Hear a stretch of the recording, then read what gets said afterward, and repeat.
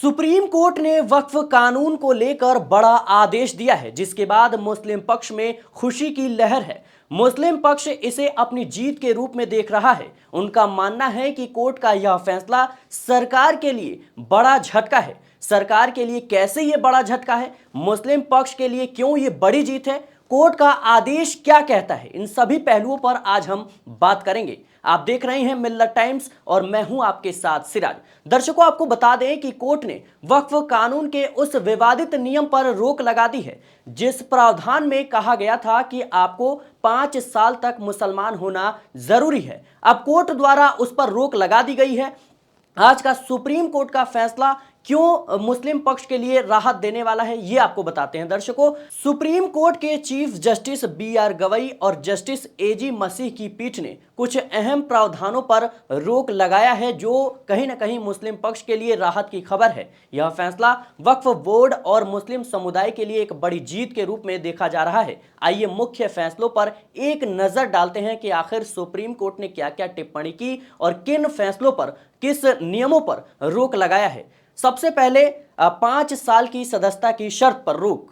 Court ने उस विवादित प्रावधान पर रोक लगा दी है जिसको लेकर लगातार चर्चा हो रही थी। बता दें कि जिसके अनुसार वक्फ बनाने के लिए किसी व्यक्ति को यानी दान करने के लिए कम से कम 5 साल तक इस्लाम का मानने वाला होना चाहिए। कोर्ट ने कहा कि जब तक राज्य सरकारें यह तय करने के लिए उचित तरीका नहीं बनाती है, प्रक्रिया नहीं बनाती है कि कोई व्यक्ति 5 साल से इस्लाम का अनुयायी यानी मानने वाला है या नहीं, तब तक यह शर्त मनमानी शक्ति के प्रयोग को बढ़ावा देगी। यह एक महत्वपूर्ण फैसला है क्योंकि यह व्यक्तियों को अपनी संपत्ति वक्फ के रूप में दान करने के अधिकार की रक्षा करता है। इस पर विवाद इसलिए था क्योंकि वक्फ बनाना एक धार्मिक कार्य है, दान करना एक धार्मिक कार्य है जो व्यक्ति अपनी आस्था पर आधारित होता है। यह शर्त लगाती थी कि कोई व्यक्ति वक्फ तभी बना सकता है, दान तभी कर सकता है जब तक वह 5 साल से मुसलमान ना हो, इस्लाम का पालन ना करता हो। जिसका मतलब है कि सरकार व्यक्ति की धार्मिक पहचान को एक तय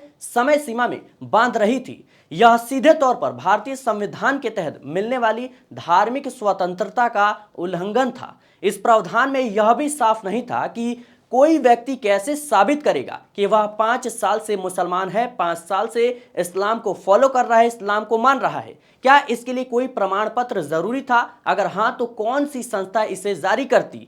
इस तरह की कोई स्पष्टीकरण नहीं था और इसी को लेकर लगातार विवाद बढ़ रहा था। बता दें दर्शकों कि प्रावधान सरकारी अधिकारियों को मनमाने ढंग से शक्ति का इस्तेमाल करने का मौका देता था। इस शर्त से कानूनी अनिश्चितता पैदा हो सकती थी और इसीलिए अगर कोई व्यक्ति वक्फ बनाता और बाद में यह साबित नहीं कर पाता कि वह 5 साल से मुसलमान है, 5 साल से इस्लाम को फॉलो कर रहा है, तो क्या उसका वक्फ अमान्य हो जाता? इससे वक्फ की संपत्ति और उसके उद्देश्य पर अनिश्चितता बनी रहती।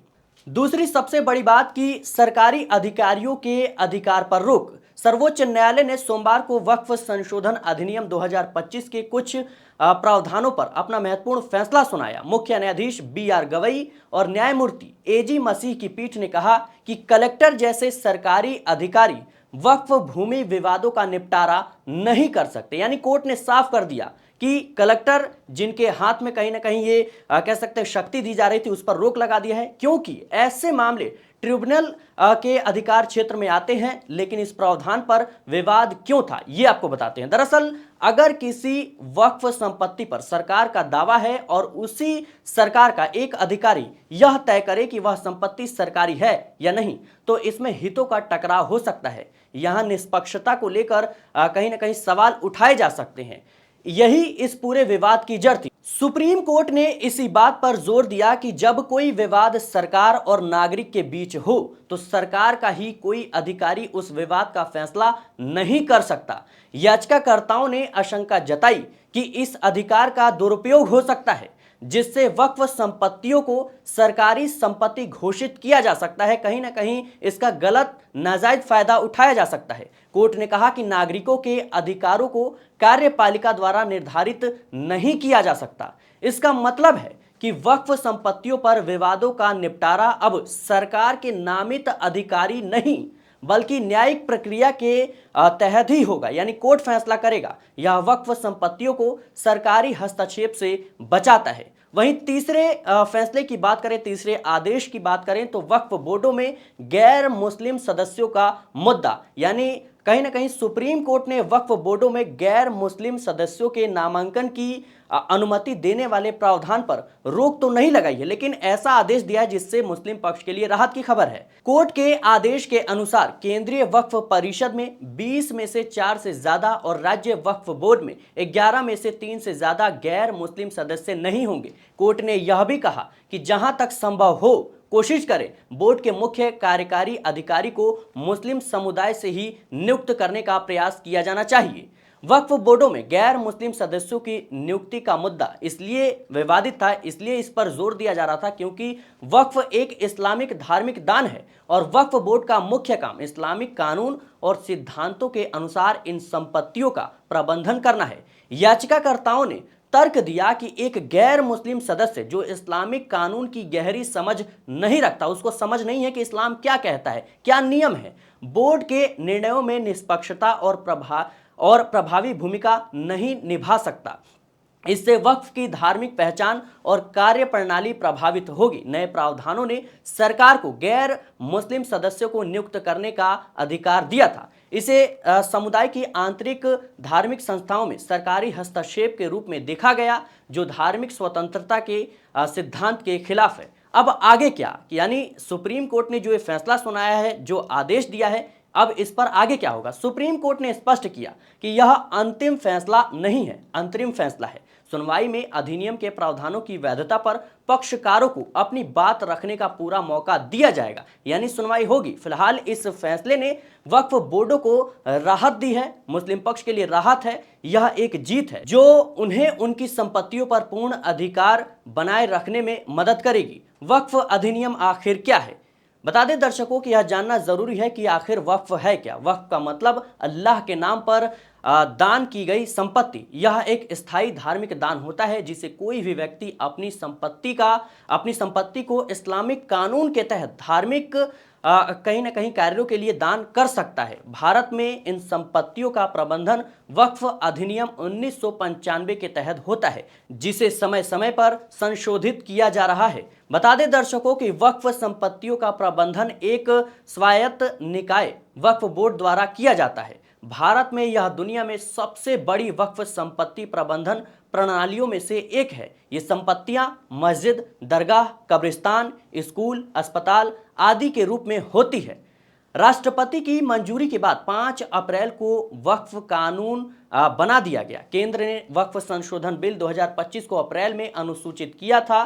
बता दें दर्शकों कि इसे 5 अप्रैल को राष्ट्रपति द्रौपदी मुर्मू की मंजूरी मिल गई थी। इस बिल को लोकसभा ने 288 सदस्यों के समर्थन से पारित किया, जबकि 232 सांसद इसके खिलाफ थे। लेकिन वक्फ कानून को लेकर देश भर में कई आंदोलन देखने को मिले, विरोध प्रदर्शन देखने को मिला, जहां एक तरफ से सरकार की तरफ से यह दावा किया गया कि हम यह कानून इसलिए ला रहे हैं क्योंकि जो वक्फ परिषद है उसमें भ्रष्टाचार है, तमाम तरह की चीजें हैं, और खास तौर पर जो पासमानदा मुस्लिम हैं और मुस्लिम महिलाएं हैं उनके अधिकार को देखते हुए यह बिल लाया जा रहा है, उनकी भागीदारी को बढ़ाने के लिए। लेकिन वहीं दूसरी तरफ मुस्लिम पक्ष यानी वक्फ बोर्ड का दावा है कि सरकार कहीं ना कहीं धार्मिक चीजों में हस्तक्षेप कर रही है। वक्फ बोर्ड जो है एक धार्मिक कह सकते हैं कि संस्था है और उस पर कहीं ना कहीं सरकार की नजर है। इस पूरे फैसले को लेकर सत्ता पक्ष और विपक्ष में जोरदार बहस देखने को मिली और कहीं ना कहीं देश भर में कई जगह आंदोलन हुए, विरोध प्रदर्शन हुए। बता दें दर्शकों कि सुप्रीम कोर्ट के पूर्व चीफ जस्टिस संजीव खन्ना ने भी कई मुद्दों को लेकर इस पर सवाल खड़ा किया था। उसके बाद भारतीय जनता पार्टी के कई ऐसे नेता थे जो सुप्रीम कोर्ट के खिलाफ आपत्तिजनक टिप्पणी करते हुए पाए गए थे। हालांकि अब देखा जाए तो जिस तरीके से सुप्रीम कोर्ट ने इन 3 पहलुओं पर नजर डाली है, इस पर अंतरिम आदेश दिया है, ये मुस्लिम पक्ष और कहीं ना कहीं देखा जाए तो वक्फ बोर्ड के लिए राहत की खबर है। हालांकि देखना होगा कि आगे की सुनवाई में क्या कुछ होता है। फिलहाल देश और दुनिया की तमाम खबरों के लिए देखते रहें मिल्लत टाइम्स। मिल्लत टाइम्स आपके लिए लेकर आया है सब्सक्रिप्शन प्रोग्राम। डिस्क्रिप्शन में मौजूद लिंक पर क्लिक करें या यहाँ दिया गया QR कोड स्कैन करें। जिसके बाद एक पेज खुलेगा जहां आप 99 रुपये का या कोई दूसरा प्लान चुन सकते हैं। फिर सब्सक्राइब नाउ पर क्लिक करें। उसके बाद अपना ईमेल, फ़ोन नंबर और नाम दर्ज करें और प्रोसीड पर जाएं। एक नया पेज खुलेगा जहां आपको अपना UPI ID डालना है। फिर फ़ोनपे, गूगल पे या पेटीएम पर जाएं और वहां जो नोटिफिकेशन आया है उसको ओके कर दें। बस आप बन जाएंगे मिल्लत टाइम्स के सब्सक्राइबर और खुसूसी मेंबर।